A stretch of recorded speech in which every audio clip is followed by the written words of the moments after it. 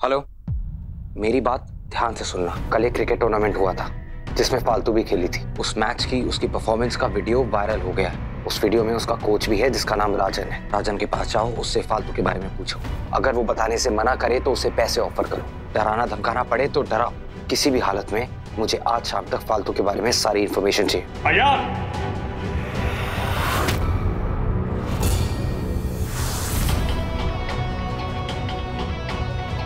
मैं तुम्हें कॉल करता हूँ।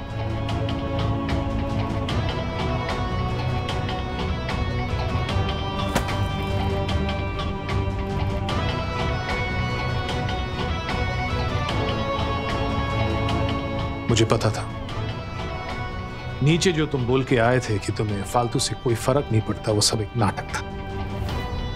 कोई फालतू का नाम ले और तुम्हें कुछ फर्क ना पड़े, ऐसा हो सकता है? हम इतनी मेहनत कर रहे हैं और तुम जो हो हमारी मेहनत पर बस पानी फेंके जा रहे हो। मेरी समझ में नहीं आ रहा है ये सब कुछ तुम क्यों कर रहे हो? हाँ यार, अपने आप को टाइम दो, तन्नू से स्वीट करो। तुम दोनों का रिश्ता अब सही पटरी पे आ गया है, खास करके कपल काउंसलिंग के बाद। तुम बस उस पे फोकस करो। देखना धीरे धीरे प्यार बढ़ जाएगा तुम दोनों के बीच। हमारे यहाँ तो शादी के बाद ही प्यार होता है। तुम बस उस 2 कौड़ी की लड़की को भूल जाओगे, उसके लिए अपनी लाइफ बर्बाद मत करो।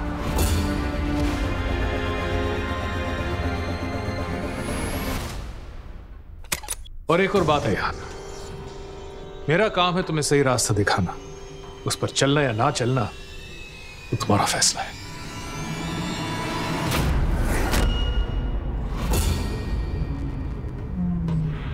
अरे तन्नू बेटी, तुम बाहर क्यों खड़ी हो? अंदर आ जाओ, तुम्हारा ही कमरा है। आओ बेटा। क्या हुआ बाबा, कोई प्रॉब्लम है? आप दोनों परेशान लग रहे हैं। प्रॉब्लम तो है, अयान को मैं डांट तो रहा था। मैं कम से कम बिजनेस के बारे में तो सोचो, कुछ नए आइडियाज लेकर आओ बिजनेस को बढ़ाने के लिए। लेकिन ये है कि खैर, मैं तुम दोनों को अकेला छोड़ता हूं, बाद में मिलते हैं। खैर,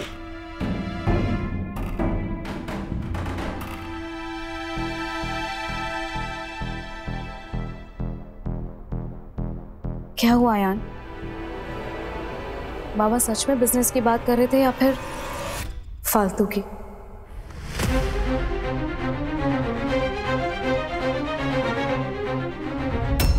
हेलो, हाँ, उस विशाल की कोई खबर मिली? क्या कर रहा है वो? सुबह जो नशे में लौटा था ना, अभी तक सो ही रहा है। उसके उठने के कोई आसार नजर नहीं आ रहे। मैं उसके कमरे के पास में ही हूँ। कुछ भी होता है तो बताता हूँ। तो दोपहर तक पहुँच जाना, नहीं तो हॉस्पिटल के स्टाफ को शक हो जाएगा मुझ पर। हाँ, तो उसकी चिंता मत कर, मैं 3 बजे तक अस्पताल पहुँच जाऊंगी। पर तब तक थारे को उस पर ध्यान से नजर रखनी होगी। 1 सेकंड के लिए भी अपनी नजर उससे मत हटाना। पता चला वो फिर से कहीं गायब हो गया तो उसकी चिंता मत कर। अच्छा सुन, वो तेरे कल वाले मैच का वीडियो बहुत वायरल हो रहा है। वो राजन भाई का भी कॉल आया था मुझे। तुझे और मैच खिलाने के लिए बोल रहे थे, पेमेंट बढ़ाने के लिए भी बोल रहे थे। कह रहे थे कि लोग पागल हो रहे हैं तेरा मैच देखने के लिए, और बाकी की टीम भी तुझे अपनी टीम में लेने के लिए ढूंढ रही थी। तू बोल, बात करो राजन भाई से। अरे यार, इस वीडियो ने तो अलग ही रायता फैला रखा है हमारे जीवन में। मैं मैच के लिए बाद में बात करूंगी और राजन भाई से भी बाद में बात कर लूंगी। फिलहाल हमें अपना सारा ध्यान उस विशाल पर लगाना है। आज तो उसका किस्सा खत्म करके ही रहेंगे, फिर चैन और सुकून से मैच खेलेंगे। ठीक है? ठीक है।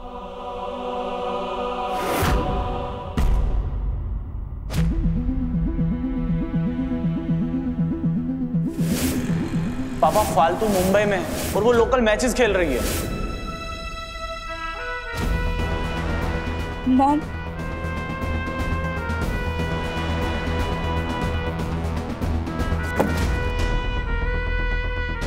तन्नू, अच्छा हुआ तू आ गई। मैं तुझे ही बुलाने वाली थी। मॉम मुझे बहुत टेंशन हो रही है क्योंकि अयान ने फालतू के मुंबई में होने की खबर सुनने के बाद भी रिएक्ट नहीं किया।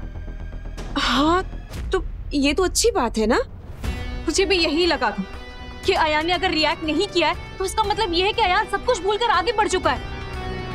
लेकिन ऐसा नहीं है, क्योंकि मैंने अभी बाबा को अयान को ये समझाते हुए सुना है कि 2 कौड़ी की लड़की के लिए वो अपनी जिंदगी बर्बाद ना करे। और जब मैंने बाबा से पूछा तो उन्होंने मेरी बात टालकर ये कह दिया कि वो बिजनेस के बारे में बात कर रहे थे। बट आई एम श्योर कि वो फालतू के बारे में ही बात कर रहे थे। वो अयान को कुछ तो समझा रहे थे। कुछ तो बात है जो बाबा जानते हैं। हम तो फालतू को क्रिकेट एकेडमी से ये सोच कर निकाल रहे थे कि वो इत्तरपुर चली जाएगी, लेकिन वो तो यहाँ पे लोकल मैचेस खेल रही है। हम तो उसका क्रिकेट करियर बर्बाद करना चाहते थे, लेकिन उसकी तो वीडियोस वायरल हो रही है, वो तो और पॉपुलर होती जा रही है। मुझे समझ में नहीं आता इस लड़की का पीछा मुझसे क्यों नहीं छूट रहा है। ऐसे तो मेरा और अयान का रिश्ता कभी नहीं सुधर पाएगा। तन्नू काम डाउन, तो पहले इधर आके बैठ इधर। तन्नू आई नो ये टेंशन वाली बात तो है, पर बच्चा प्लीज इतना पैनिक मत कर। तन्नू तुझे याद है मैंने तुझे बताया था कि जब मैं विशाल से मिलने जा रही थी तो एक ऑटो वाला मेरा पीछा कर रहा था। तन्नू मुझे लग रहा है कि वो फालतू थी। अगर फालतू मुंबई में है तो ये पॉसिबल है, कहीं उसे हम पर शक तो नहीं हो गया? मोहम अगर वो सारे डॉट्स कनेक्ट करते हुए हम तक पहुंच गए और उसे ये पता चल गया सबके पीछे हमारा हाथ तो कुछ नहीं होगा बच्चा, कुछ नहीं। ये आप कैसे कह सकते हो मोहम? मेरी तो जिंदगी बर्बाद हो जाएगी। अयान एक झटके में मेरा हाथ छोड़कर फालतू का हाथ पकड़ लेगा। रिलैक्स तन्नू,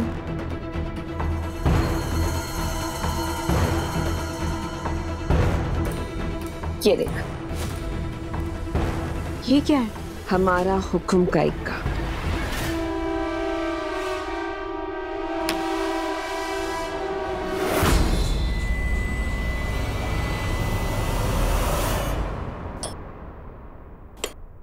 खाना बहुत अच्छा था ना? रॉकी, सबका लंच हो गया है, तुम टेबल फिर से अरेंज क्यों कर रहे हो? ये शाम का चाय नाश्ता है मैडम जी, चाय इसमें रख दी है और ये रही गर्मा गर्म कचौड़ियाँ। तुमने शाम की चाय अब से क्यों बना के रखी है? अभी तो सबने लंच किया। तू फिर से आज बाहर तो नहीं जा रहा है ना रॉकी? दादी जी, अब मैं कहूँगा तो आप लोगों को लगेगा कि बहाना बना रहा हूँ, पर मेरे दोस्त के जो पापा जी हैं ना, वो सच में अस्पताल में भर्ती हैं। तो वो नंबर 1 के नशेड़ी। इसी की वजह से कल होली में नशे के मारे नाले को स्विमिंग पूल समझकर उसमें डुबकी लगा लिए। अब नालेश्वर जी की कृपा से अपने हाथ पैर तोड़वा के हॉस्पिटल के बिल भर रहे। एक बात बोलूं, पर्सनली मैंने ना देख लिया कि इस मुंबई शहर में दोस्ती परिवार जैसे होती। जब मेरे अपने माँ बाप ने मेरा साथ ना दिया ना, मेरे दोस्त के परिवार वाले थे जिन्होंने हमारा साथ दिया था, अपने घर में रखा, खिलाया पिलाया। तो आज जब मेरे दोस्त को मेरी जरूरत है तो मैं उससे मुंह कैसे मोड़ सकता हूँ दादी साहब? मोड़ सकता हूँ? इसलिए मैंने डिसाइड किया है, ये सब नाश्ता तो मैंने आप लोगों के लिए बना ही दिया है, तो अब मैं अपने दोस्त से मिलकर आऊंगा और अपना कर्तव्य पूरा करूंगा और डिनर बनाने के वक्त मैं आ जाऊंगा। रॉकी, अगर ऐसी बात थी तो तुम पहले ही चले जाते। I mean, एक दिन के लिए हम काम कर लेते, पर थैंक यू सो मच, जाने से पहले तुमने सब कुछ कर दिया। अरे मैडम जी, आप लोगों के लिए कुछ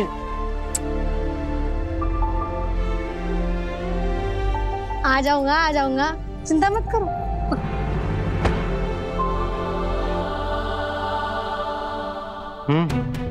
इतनी जल्दी में कहाँ जा रहा है? आराम से। अरे इसके दोस्त के पिताजी हॉस्पिटल में हैं, उन्हीं को देखने जा रहा है। जरा बहुत मानता है उनको। ओ, मैं कुछ हेल्प कर सकता हूँ? कौन सा हॉस्पिटल में हो? मैं साथ चलूं तेरे? नहीं, मेरा मतलब आप वहाँ जाकर क्या करोगे? तो वही बात हो गई ना कि घी में पानी जैसा। आप जैसे अमीर लोग हम गरीबों को अस्पताल में देखने आने लगे तो अच्छा ना लगेगा ना, इसलिए आप अपना टाइम वेस्ट मत करो, मैं हैंडल कर लूंगा। क्या बेतुकी बातें कर रहा है? अरे मैं चलता हूँ ना तेरे साथ, बता कौन सा हॉस्पिटल में? मर गई, अब क्या बोलूं? हॉस्पिटल का नाम बताया और मार्ट साहब वहाँ पहुँच गए तो इन्होंने विशाल को देख लिया तो सब गड़बड़ हो जाएगी और विशाल फिर से हमारे हाथ से निकल जाएगा। आयान का एक जॉइंट अकाउंट है जेएम मार्ट के साथ, जिसे हम रेगुलर डीलिंग्स के लिए यूज करते हैं। एंड गेस व्हाट, विशाल के अकाउंट में जो पैसा ट्रांसफर किया गया है वो इसी अकाउंट से किया गया। इसी अकाउंट से सारे वेंडर्स और डीलर्स की पेमेंट्स की जाती हैं। इसलिए आयान काफी सारे साइन चेक्स ऑफिस में ही छोड़ देता है हमारे यूज के लिए। अब क्योंकि ये उसका पर्सनल अकाउंट नहीं है, इसलिए वो इस पर ज्यादा ध्यान नहीं देता, और अगर ध्यान देना भी चाहे तो वो पिछले काफी दिनों से ऑफिस में उतना एक्टिव नहीं है, इसलिए उसे कुछ पता ही नहीं चलेगा। और जब फालतू ये पता लगाने की कोशिश करेगी कि विशाल किसके लिए काम करता है और उसे पैसे किसने दिए, तो उसके सामने आयान का नाम आएगा और विशाल भी उसी का नाम लेगा। तो फालतू को हमारे बारे में कुछ पता चलना तो इम्पॉसिबल है। लेकिन क्या आप विशाल को लेके श्योर है? क्योंकि आप तो कह रही थी कि विशाल को हैंडल करना बहुत मुश्किल हो रहा है। मुश्किल तो हो रहा है, पर तन्नू, ये बात तो तू भी अच्छी तरह से जानती है कि विशाल को पैसों से कितना प्यार है। वो पैसों के लिए कुछ भी कर सकता है, और फिर आयान की बर्बादी देखना, ये भी तो उसका पर्सनल मोटिव है ना। इसलिए मुझे नहीं लगता कि विशाल इतनी आसानी से हमारा साथ छोड़ेगा। So chill baby, it's a full proof plan जो आयान और फालतू के बीच की खाई को और भी गहरा कर देगा। जब फालतू के हाथ सबूत लगेगा, फिर आयान चाहे कितना ही चीख चीख कर क्यों ना कहे कि वो बेगुनाह है, उसकी बात पर कोई भरोसा नहीं करेगा।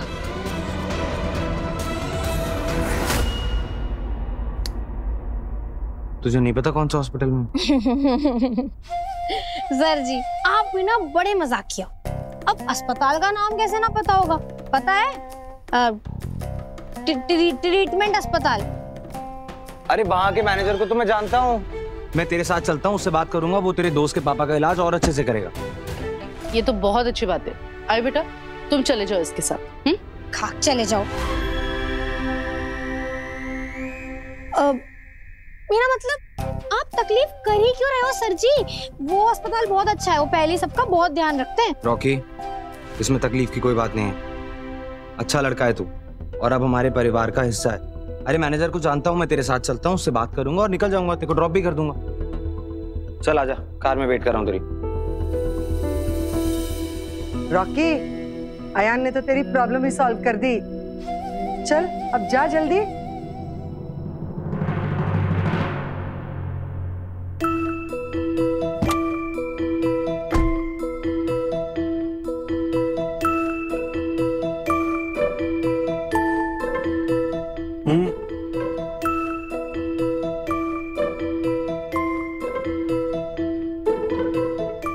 इशारे क्या कर रहे हो? मेरे मुंह में मक्खी बैठी है क्या?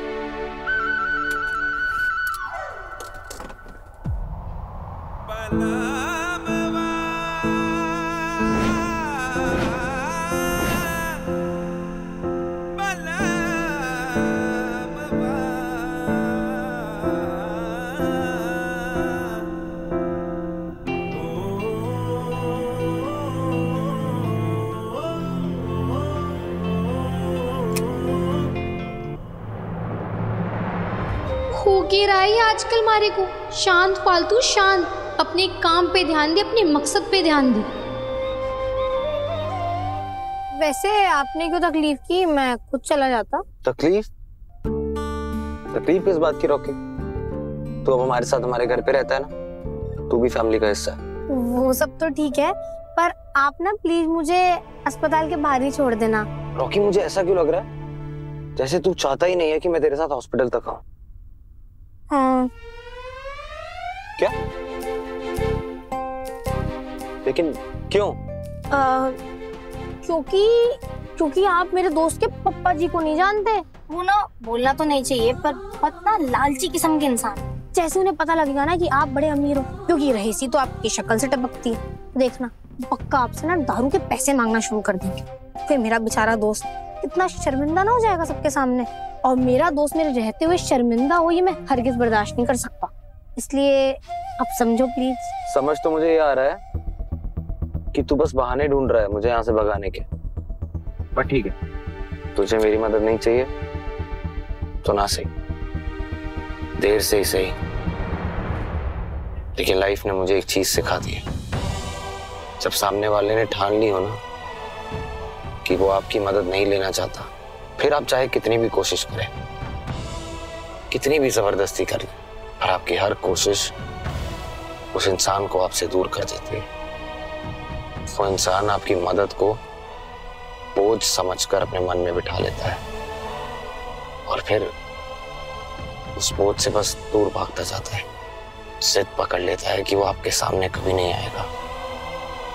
आप दर दर भटकते हो उसकी एक झलक पाने के लिए। दुआ करते हो कि एक बार वो इंसान आपके सामने आ जाए, पर वो नहीं आता। अरे को माफ कर दो मार्ट साहब, चाहकर भी मैं आपके सामने ना आ सकती। अपनी बेगुनाही साबित करने के लिए लड़ाई मारे को अकेली ही लड़नी होगी। खामखा थारे को अपने इस झमेले में ना घसीटना है मारे को, इसलिए मैं थारे सामने ना आऊं, यही थारे लिए अच्छा है।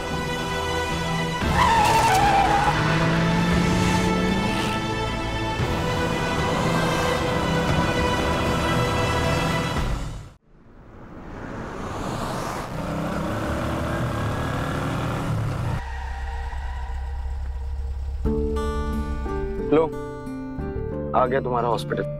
थैंक यू सर जी।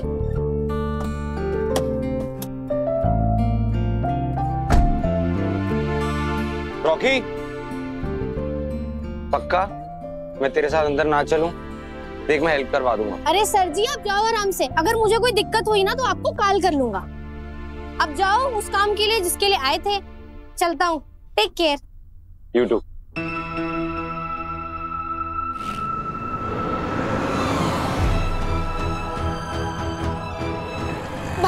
भाई साहब यू केयर हॉस्पिटल ले चलो।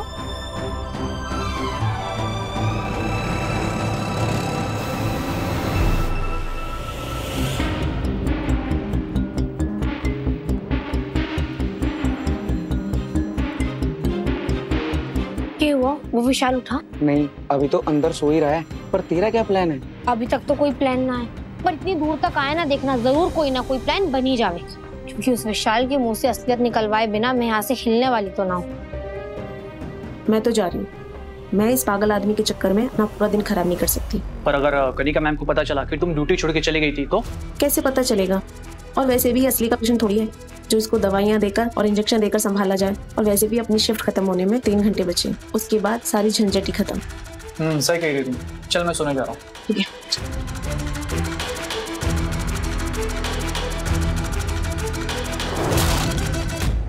सर मैंने वो वीडियो काफ़ी जगह भेजा है सर, पर अभी तक फालतू का कुछ पता नहीं लग पाया। इनफैक्ट मैंने उस टीम में खेलने वाले कुछ प्लेयर से भी मिला, पर किसी की कोई बात नहीं हुई थी उससे। वो खेलने के टाइम पे ही आ गई थी और प्राइज डिस्ट्रीब्यूशन के बाद वहाँ से निकल गई थी। कोई जानता भी नहीं है सर तो एग्जैक्टली कहाँ रहती है। और उसकी टीम का वो कोच, क्या नाम था उसका? राजन। हाँ सर, उनका नंबर भी मिल गया है, पर फ़ोन स्विच ऑफ आ रहा है। ऐसा लग रहा है जैसे पूरी कायनात फालतू को मुझसे दूर करने में लग गई। कोई बात नहीं, तुम अपनी कोशिश जारी रखो, राजन का फोन ट्राई करते रहो। जी। भगवान ही जाने जब भी मैं उसकी मदद करने जाता हूँ वो मुझसे दूर क्यों भागती है। अगर वो हेल्प लेना ही नहीं चाहती है तो आप करेंगे कैसे? मैं नहीं जानता, बस इतना जानता हूँ कि मुझे उसकी मदद करनी है, फिर चाहे उससे छुप कर क्यों ना करनी पड़े। मुझे फालतू के नाम पे लगा दाग मिटाना है, एकेडमी में उसका एडमिशन करवाना है, उससे उसके बाबा से किया वादा पूरा करवाना है। तुम एक बात याद रखना, उसको कभी पता नहीं चलना चाहिए कि तुम्हें मैंने भेजा है। पता लगते ही पता नहीं फिर कहीं दूर ना भाग जाए।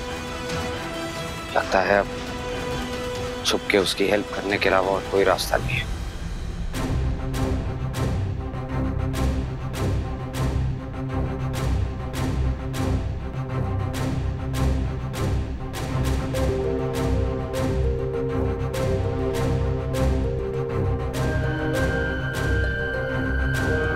रेखा, सुमित, अरे कोई है यार?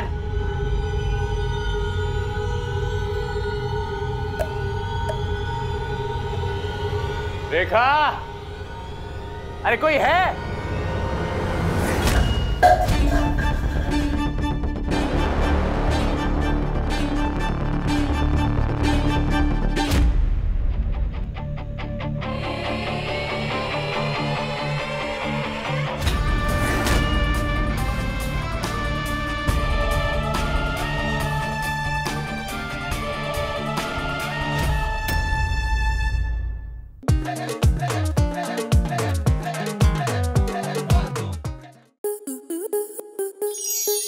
स्टार प्लस के ऐसे ही और बेहतरीन लम्हे देखने के लिए सब्सक्राइब करें हमारे YouTube चैनल को।